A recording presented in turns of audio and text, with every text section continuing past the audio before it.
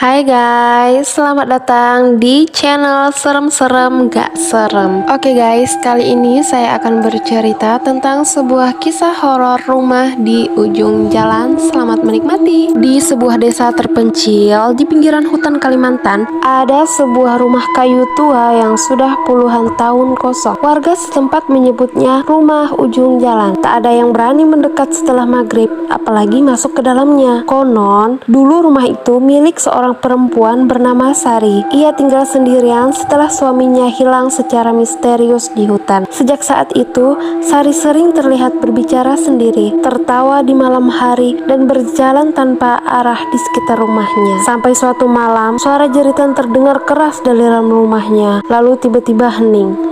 Sejak kejadian itu, Sari tidak pernah terlihat lagi. Suatu malam, seorang remaja bernama Raka menantang dirinya untuk membuktikan bahwa cerita itu hanyalah sebuah mitos. Dengan senter di tangan, ia berjalan menuju rumah tersebut. Angin malam terasa dingin dan suara dedaunan seolah berbisik mengikuti langkahnya. Pintu rumah itu setengah terbuka. Krek, Raka mendorongnya perlahan. Bau lembab dan kayu lapuk langsung menusuk hidung. Di dalam, semuanya berdebu, seolah waktu berhenti bertahun-tahun lalu. Cuma cerita doang, gumamnya mencoba menenangkan diri. Saat ia melangkah ke dalam, tiba-tiba terdengar suara langkah dari lantai atas.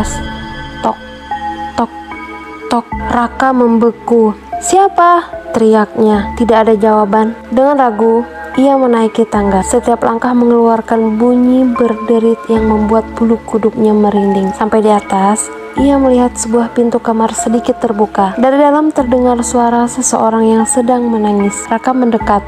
"Halo?" Tangis itu berhenti mendadak. Sunyi.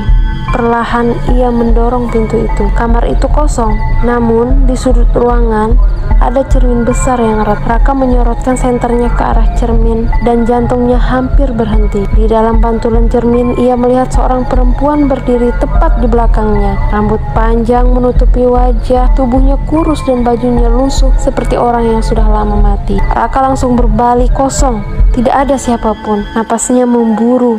Dengan tangan yang gemetar, ia kembali melihat ke cermin. Perempuan itu kini berdiri lebih dekat, sangat dekat, seolah hanya berjarak beberapa sentimeter dari tubuhnya. Tiba-tiba terdengar bisikan tepat di telinganya. "Kenapa kamu masuk ke rumah?" Senter Raka tiba-tiba mati seketika.